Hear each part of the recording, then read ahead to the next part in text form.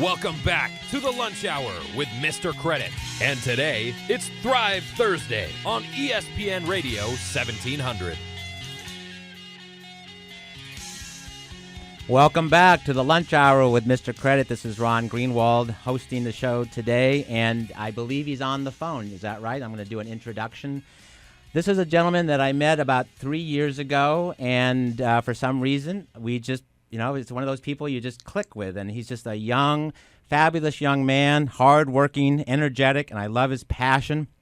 And I come to find out through different channels that he is now the director of baseball operations for the San Diego Aztecs, and I congratulate him on that. Well-deserved, hardworking guy. He played for the Aztecs. He played baseball for the Aztecs and graduated in 2008. He is married to Kelly and has 2 children, and I love these children. Dude, I love your names of your kids. Beckham is 5 and Boston is 1, so you know where he's pulling these names from. And he's just a fabulous young man. I invited him to come on the show today and talk a little bit about what he's doing and also hopefully share some stories so that we do keep the legend of Tony Gwynn, who is a phenomenal individual. I want to keep that memory alive. I want to hear stories about him to share with the rest of the world. Landon, are you there?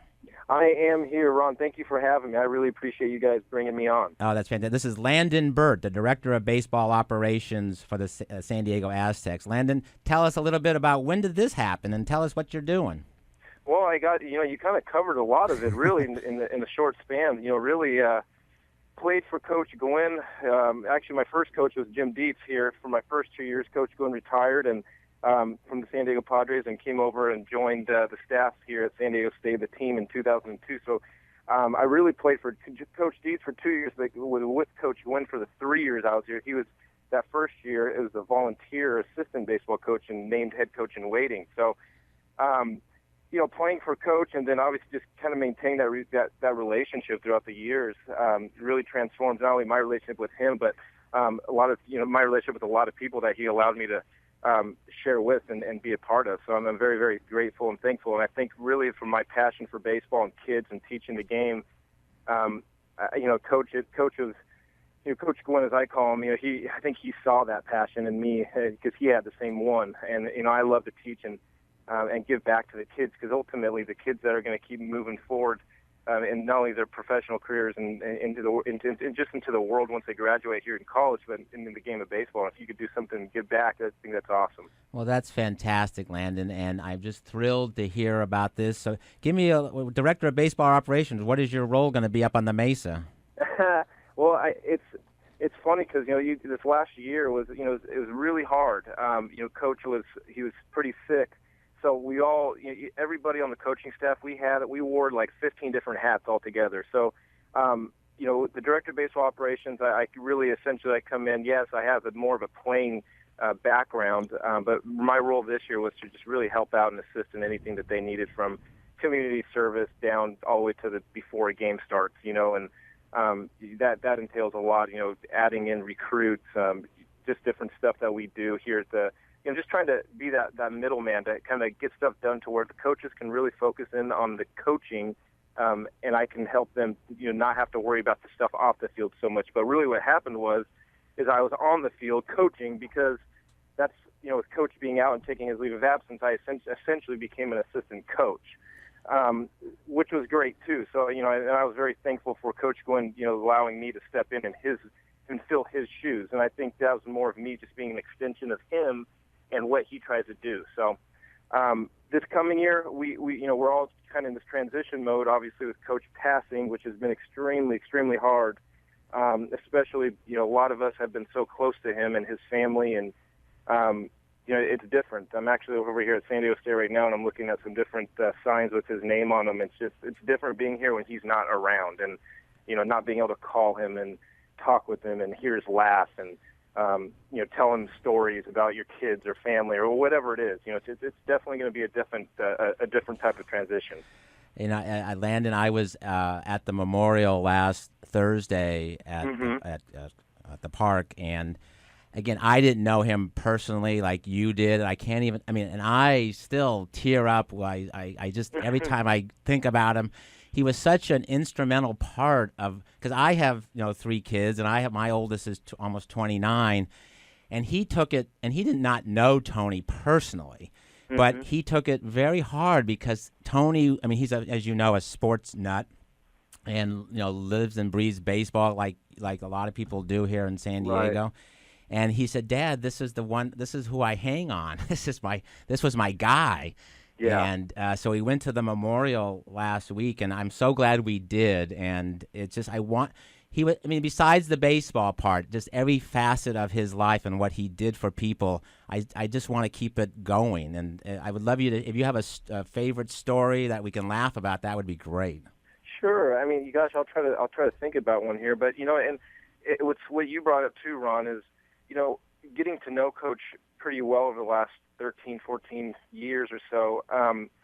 When you're around like the Hall of Fame baseball player, one of the best baseball players that ever played the game, and when you get to know somebody like that more on a personal basis, you kind of forget about his playing side, and then you just get to know him as your mentor, or coach, your friend, like a father figure for me. And so when he passed, then you really see, wow, what this guy meant so much to so many people out there. And like you were saying about your son, Coach impacted so many lives. And I was joking around last week, and I was like, he personally diluted the worth of his own signature because he signed for everybody. And what was great about being around coaches, little kids would come up to the dugout, or if we'd be on the road, or maybe we're sitting in a restaurant, and they'd come up and say, "Hey, Coach Gwynn, can I have your autograph?" And he'd be like, "No, you can't." and so it freaks the kid out, right? And what he was waiting for is, "Hey, Mr. Gwynn, can I please have your autograph?" So I know there's, and the other thing too, before I move on, is he would call the kid's dad, be like, "Hey, I just want to make sure, I want to sign for your kid, but I want to make sure all the kids are asking properly. Please and thank you. That's how I grew up, and that's how these kids need to be raised." And so he would give people, crap all the time for that. But I guarantee you, like your son probably, there's thousands and thousands and thousands of kids that are now adults that are saying please and thank you because of how Coach Gwynn was, and maybe because they learned a life lesson from him. Yeah, there are a lot of stories like that out there, especially on through the social media outlets. I've seen quite a few where they posted pictures of when they were like 8 or 9, and they have a picture of Tony Gwynn. Yeah. And now they're in their 20s and 30s, and what that meant to them and the inspiration that he provided. I just find it, again, when we're going through our day-to-day lives, it's just, okay, yeah, Tony, great guy. We all know Tony. But now it's just, gosh, we miss him. Yeah, no, it's tough. It's being so close to him. Even my 2 little boys, my 5-year-old, Beckham will still ask questions, and what he usually says is, when he tells his little friends is, "Hey, I know Coach Gwynn, but did you know that he was better than Babe Ruth?" so he doesn't quite understand how. You know what I mean? It's pretty funny, but yeah. And in quick stories with Coach too is he taught me, and he taught so many other people to learn to laugh at yourself. I could tell the worst joke ever, created, or something that I thought was funny, and I'd laugh at it because I thought it was funny at that given time. And he would laugh at me so hard because you can't laugh at your own stuff. And I'm like, "Coach, you're the one who taught me how to do that because you do the same thing." Yeah. So, he was always about having a good time. He's got a saying that we kind of go by here at San Diego State is, you can't live on with what you did yesterday. You got to improve yourself every day. And that's how he worked at everything that he did. Is he loved to work, and I think that's what made him such a great baseball player, and he's such a great person, is because he always preached, do it the right way. Yeah, that's. And I think they touched on that in the tribute last week. Is you do it the right way, you're gonna have a much better of a fighting chance to be successful, not only in your life currently, but in the future.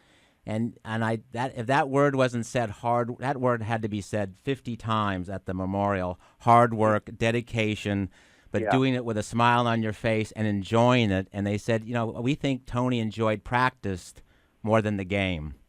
Yeah, no, he did, and that's the truth. And if you ever get a chance to talk with a lot of our current and former baseball players here at San Diego State, I remember when I was my sophomore year, I grew up watching Tony Gwynn. I grew up trying to get his autograph and sneaking down into the, first base, trying to get down to the first base dugout to get an autograph on a baseball, whatever. And then now he comes in my sophomore year, and you're sitting there, you're like, I just watched this guy play last year at Qualcomm Stadium. This is Tony Gwynn, and now he's my coach. And so from there, it just kind of translated, okay, guys, we're all going down the batting cage, and he would sit with us for 4 or 5 hours, and all he would do is hit baseballs off the tee.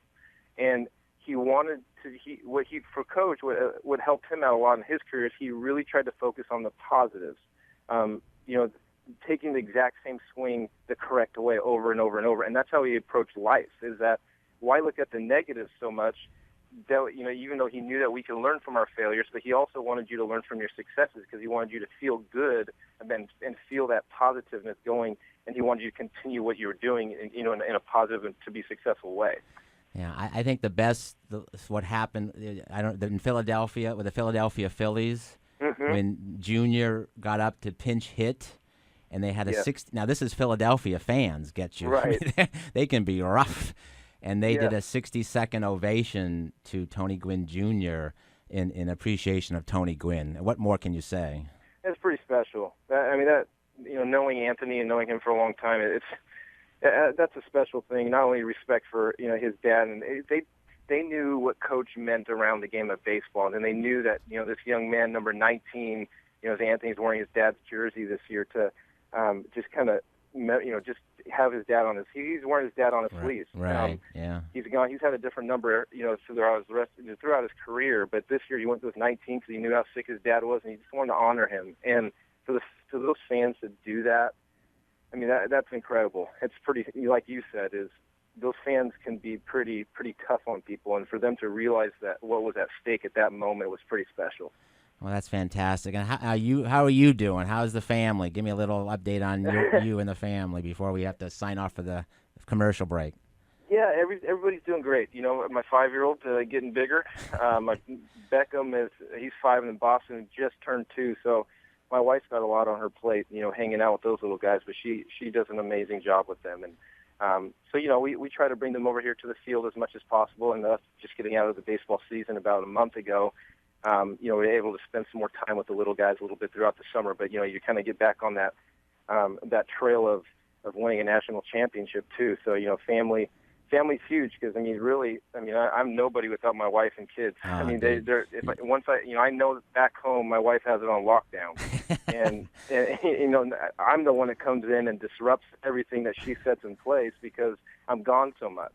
Well, I hear a lot of Tony Gwynn in you, and we and seriously, you were somebody. When I met you, I said, "No, you're somebody a little different." I had no idea at that time of your relationship with Tony and things like that. So I can obviously see where that came from, and I congratulate you on your success and much continued success. And are they going to have a tribute at the Tony Gwynn Stadium? Or are they doing anything up on the Mesa that you know of?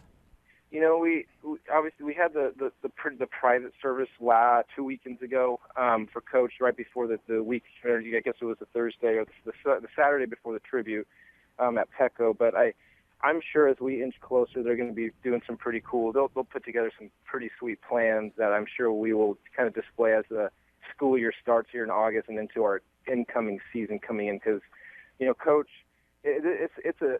people are struggling around here. He meant so much to so many people, and it's tough. It's hard to even talk about him. And for me, not being able to call him and just hear his laugh for him, I've saved like 40 voicemails from him just because I felt like throughout the course of the year I wanted to have something to remember him on. And that's special. There'll be some. I'm sure there's going to be some really cool things that we'll implement here into the program, and with Coach involved because he meant so much to this university. Well, one of the great moments was when Ted Leitner played his phone. He played his voicemail laugh on the event, the memorial event. Oh, did he? Uh-huh. And that was a special moment because we were all sitting there going, "Oh, he's here. He's in the stadium." Yeah. And It was a very odd. Just before the whole thing started, the fog. I mean, this is true. The fog rolled in, and just before the fog broke and the sun. I mean, I know it's woo type of moment, but Yeah. The fog broke, the sun shined right down onto the playing field right before the event started, and I think most people did take notice of that, and it was a very special moment. So, and we would love to have you back and in the studio to talk more about it, and because I think talking is healing, and I can certainly feel that a lot of people need to chat some more about it because it's just been such a devastating loss, and 54 years old, and again, we're going to talk the second half of this hour about planning, and because you just never know. So, Landon, get your estate plan in order. You're right. No, you're right. You do. You never know, when it's your time. Only God knows that, and we can just kind of keep moving forward and preparing the best we can. And I think we can learn a lot from Coach Gwynn and the way he handled things throughout his life to reflect on. Well, just give everybody a hug up there for us here at ESPN, and we thank you so much for coming on, and we hope it won't be the last time. We hope we can get you back on in the very near future, and I thank you a lot. Have a fantastic 4th. Hug all the family, and we'll talk real soon. Thank you, Ron, for having me on. Hey, and it's been a privilege and a pleasure to get to know you as well. Thank you. Bless you guys. Thank you, guys. All right, take care. Bye-bye.